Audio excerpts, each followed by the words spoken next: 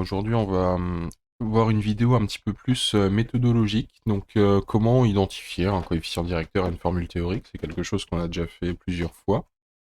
Et on va prendre des exemples un petit peu plus compliqués, notamment celui qui est tombé au bac l'an dernier. Alors déjà, pour commencer, quand on trace un graphique en physique, on essaye toujours, même si on n'a pas une relation linéaire à la base, de se ramener à une droite. Donc soit une fonction linéaire y est égale à ax, donc avec une droite qui passe par l'origine, et on va pouvoir calculer un coefficient directeur, soit une fonction affine, y égale à x plus b, et on pourra déterminer également un coefficient directeur, mais pourquoi pas une ordonnée à l'origine. Donc il faut absolument savoir déterminer un coefficient directeur, mais bon, ça, normalement, il n'y a pas de souci. On rappelle quand même rapidement la petite relation qui va bien. Si je choisis deux points A et B qui sont très éloignés, et généralement on essaye d'être un petit peu malin, on se place au point A en fait pour xa égale 0. Des fois on aura même yk égale 0 si ça passe par l'origine. Et le coefficient directeur, donc c'est yb moins yk divisé par xb moins xa. Et j'introduis déjà cette notation là, qui nous sera utile pour la suite, quand on va commencer à parler de dérivés.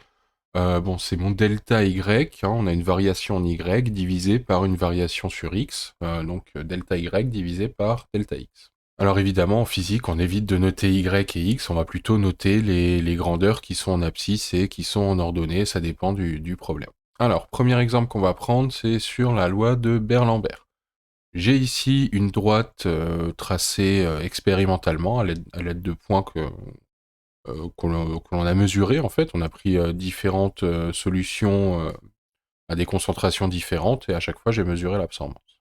Donc la théorie, vous la connaissez, cette loi A est égale à epsilon L fois C, donc ça c'est la loi de Berlambert qui nous le dit, l'absorbance est proportionnelle à la concentration, et le facteur de proportionnalité c'est le coefficient d'absorption molaire epsilon multiplié par la largeur de la solution qui a été traversée, donc on note petit l. Expérimentalement, on voit qu'on a une droite qui passe par l'origine, et on regarde bien déjà quelles sont les grandeurs qui sont en abscisse et qui sont en ordonnée, ça c'est important, donc j'ai l'absorbance en ordonnée et la concentration en abscisse. Donc ça c'est de la forme mathématiquement, on a une fonction linéaire, donc c'est de la forme A est égal à K fois C. Là on voit directement qu'on peut identifier, en fait on le voit, que K est égal à epsilon L. Et donc, si je calcule mon coefficient directeur que j'ai appelé K, ici, je vais avoir directement la valeur de epsilon L.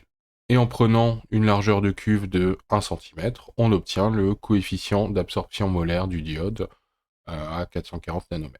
Donc ça, c'était le cas le plus simple, où on a une droite qui passe par l'origine, coefficient positif. Bon, si on regarde un petit peu l'exemple de ce qui est tombé au bac l'an dernier. Alors, on a une question 7, que vous pouvez pas y répondre pour l'instant parce qu'on n'a pas encore fait le chapitre sur les lois de Newton. Mais en fait, si je vous donne la réponse, on verra prochainement comment faire ça. Mais on a en fait la composante verticale du vecteur vitesse Vy qui est égale à moins gt plus V0y. Bon, cette relation, je vous la donne. Et on vous demande, donc dans la question 8, d'évaluer l'intensité de la pesanteur G à l'aide du graphique qui vous est donné lors de la phase numéro 1. Donc on peut voir la phase numéro 1, c'est la première partie, là, il y a des petits pointillés pour séparer la première partie de la deuxième partie. Moi je vous conseille de mettre pause, essayer de le faire par vous-même. Ici, vous identifiez par rapport à la forme qu'a ce graphique dans la partie 1, et puis vous essayez de déterminer l'intensité de la pesanteur petit g. Bon, si on fait ça ensemble, déjà la première chose à faire, c'est toujours d'identifier bien, de regarder qui est-ce que j'ai en abscisse, qui est-ce que j'ai en ordonnée. Là, a priori, j'ai Vy en ordonnée et le temps en abscisse. Et dans la partie 1, c'est une fonction affine, ça ne passe pas par l'origine. Donc on est de la forme Vy est égale à A fois T plus B. On voit directement qu'on a une pente qui est négative, donc a priori le A il va être négatif. Et le B ici, ça va correspondre à V0Y, ça nous intéresse pas vraiment pour l'instant, en tout cas pas dans la question 8. Et bien si j'identifie, je vois directement que le coefficient directeur petit a de la droite, il correspond à moins g. Et donc, si a égale moins g, et que j'arrive à calculer a, je vais trouver une valeur de moins 10, un coefficient directeur qui est négatif, avec la méthode qu'on a vue tout à l'heure. Et donc forcément, si moins g égale moins 10, g égale environ 10 mètres par seconde carré, donc ce qui correspond à la valeur théorique que vous connaissez de 9,81. Donc voilà, la méthode Cette méthode, elle est souvent utilisée en TP, mais là, vous voyez que le jour du bac, ben, on vous donnait un graphique et on vous demandait d'utiliser cette méthode d'identification. On va faire un dernier exemple, un tout petit peu plus compliqué, où on va prendre, pareil, une loi que vous connaissez pas encore, mais qu'on va voir cette année ensemble, qui s'appelle la troisième loi de Kepler. Donc voilà, la formule de la troisième loi de Kepler qui nous dit que la période de révolution au carré est proportionnelle, en fait, au demi-grand axe A au cube. En sachant qu'on connaît la valeur de Granger, hein, c'est la constante de gravitation universelle, euh, quel graphique je vais pouvoir tracer pour obtenir la masse du Soleil assez facilement. J'aimerais bien obtenir une droite, hein, comme d'hab. Non, bah, réfléchissez, faites pause et essayez de trouver, sans tracer la droite, hein, mais juste qu'est-ce que je vais placer en abscisse, qu'est-ce que je vais placer en ordonnée, en fonction des valeurs que j'ai dans le tableau, vu que je connais Granger, comment je vais pouvoir m'organiser pour obtenir la valeur de la masse du Soleil. Bon, bah déjà, on va essayer de réécrire cette formule un petit peu autrement. Là, j'ai mes deux variables qui sont du même côté du signe égal. J'ai T, j'ai A. Bon, je vais les séparer. Je vais placer A de l'autre côté du signe égal. Et j'ai donc T carré qui est égal à 4 pi carré divisé par GMS multiplié par le demi-grand axe au cube. Et ben là, je pense que ça se voit assez bien directement.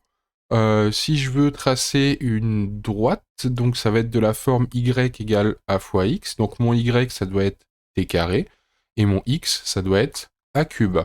Donc en fait, le graphique que je vais tracer, ça va être t carré en fonction de a cube, et devrais obtenir une droite qui passe par l'origine, et le coefficient directeur sera 4 pi carré divisé par g fois ms. Et donc si je connais g, je vais pouvoir calculer ms.